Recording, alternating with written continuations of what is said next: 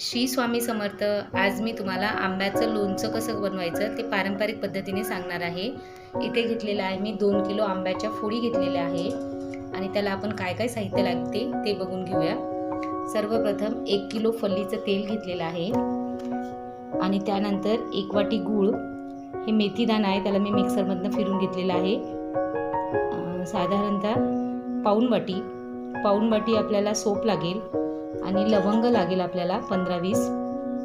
1 वाटी राई लागेल आपल्याला आणि काळे मिरे पण लागेल आपल्याला. 1 वाटी मीठ लागेल, हिंग लागेल, 1 वाटी लसण लागेल, हळद आणि तिखट. हे आपल्याला सगळं आंब्याच्या लोणच्याला लागणारं साहित्य आहे. तर आपण आता आंब्याचे लोणचं कसं बनवायचं ते बघून घेऊया.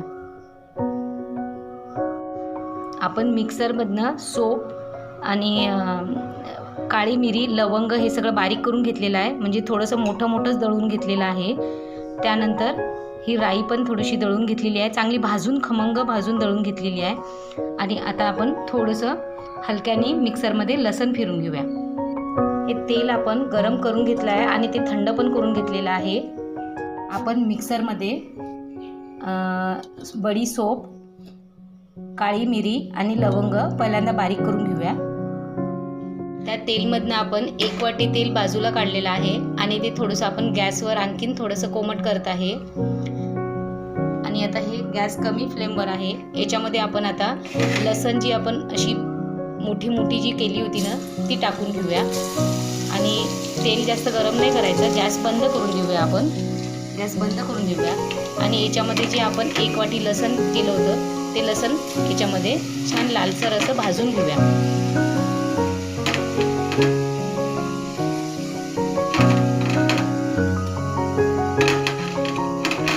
जास्त तेल गरम करायचं नाही आहे आपल्याला. लसण एकदम कमी फ्लेमवर खमंग अशी तळून घेऊया.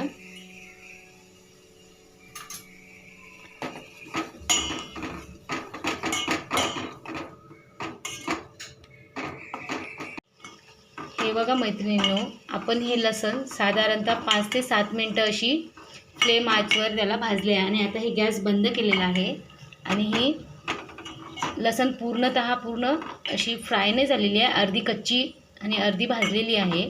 आता ही या तेलमध्येच आपण थंडगार होऊ देऊया आणि मग आपण लोणचं बनवायला घेऊया. मैत्रिणींनो, आपण आता आंब्याचं लोणचं कसं बनवू आहे सगळं ते बघूया. मोठ्या परतमध्ये आपण सगळ्या आंब्याच्या फोडी टाकून घेतलेल्या आहे आणि हे तेल आपण गार करून घेतलेलं आहे. आणि हे लसण पण छान गार झालेली आहे. आणि हे सगळं मसाला आपण आता आंब्याच्या फोडीमध्ये हे सगळा मसाला टाकूया.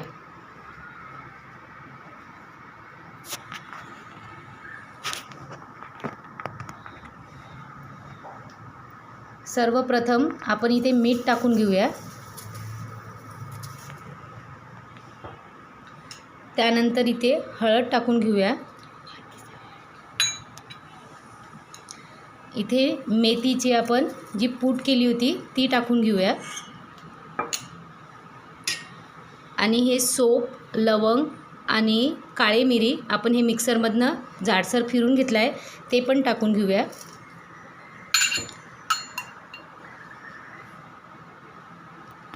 त्यानंतर हे मेथी आपण जी मिक्सरमधनं फिरून घेतली आहे ती पण इथे टाकून घेऊया. आणि हिंग टाकूया आपण याच्यामध्ये, साधारणतः 1 ते 2 चम्मच टाकूया.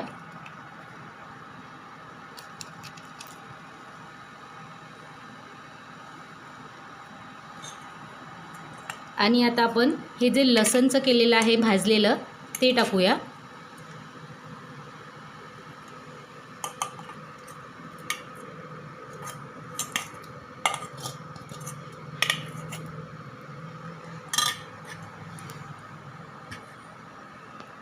आणि हे तिखट टाकून घेऊया.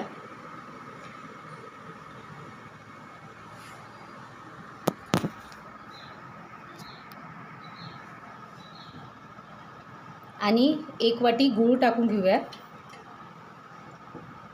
आता आपण हे सगळं चांगल्याने हाताने मिक्स करून घेऊया.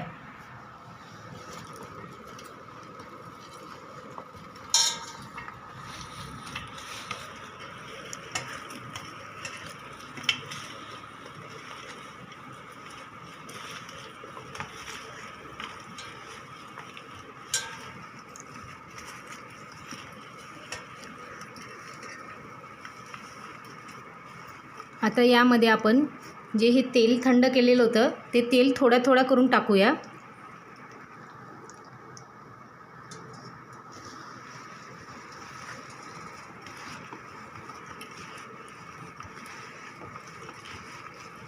लोणच्याला सगळा मसाला चांगल्याने लावून घेऊया.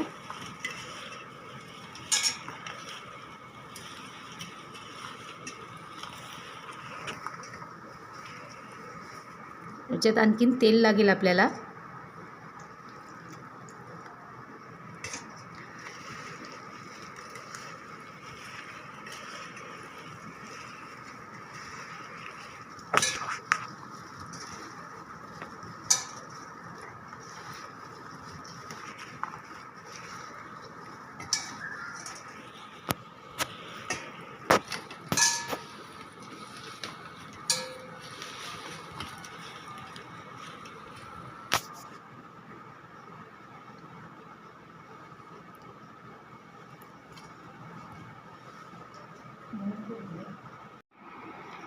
हॅलो मैत्रिणींनो, आपण आता हे आंब्याचं लोणचं या भरणीमध्ये भरून घेऊया. काचेची भरणी किंवा ही चिनी मातीची भरणी यामध्ये स्टोअर केल्याने लोणचं दीर्घकाळ टिकते. आपण आता हे लोणचं यामध्ये भरून घेऊया.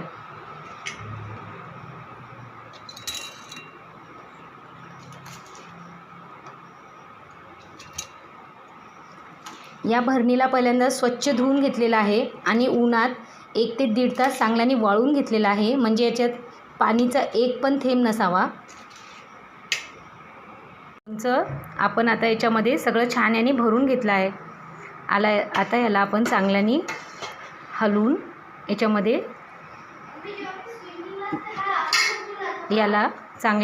याच्यामध्ये भरून घेऊया आणि नंतर याला कपड्याने वरून कपडा बांधूया. हॅलो मैत्रिणींनो, आपण आता या चिनी मातीच्या भरणीमध्ये संपूर्ण लोणचं भरून घेतलं आहे आणि याच्यामध्ये आपल्याला इतकं तेल उरलं आहे 1 किलोमधनं. साधारणतः हे 1 पावाच्या वर आहे. आपण याच्यामध्ये थोडंसं टाकूया आणि इतकं तेल जे उरलेलं आहे ते आपण थोडं थोडं करून किंवा दुपारी नाहीतर संध्याकाळी असं करून टाकूया. याच्यामध्ये कसं टाकायचं तेल, ह्या लोणच्याच्या वर आपल्याला तेलचा थर आला पाहिजे. तर हे आत्ताच जर टाकलं तर आपल्याला अंदाज येणार नाही, पण रोज सकाळ संध्याकाळी याला चांगल्याने असं हलवून घ्यायचं, आणि त्यानंतर थोडं थोडं तेल टाकायचं. आणि संपूर्ण जर तेल लागत असेल तर ठीक आहे, नाही तर उरलं तर ठेवून द्यायचं. आणि हे आपलं एकदम पारंपरिक पद्धतीने लोणचं बनले आहे. याच्यामध्ये कधी पण पाण्याचा हात किंवा चम्मच कधीच टाकायचं नाही. याचा सेपरेट अलग चम्मच ठेवायचा. याला चांगल्याने कपड्याने बांधून ठेवायचं आणि हे एकदम थंड किंवा एकदम गार ठिकाणी ठेवायचं नाही आहे.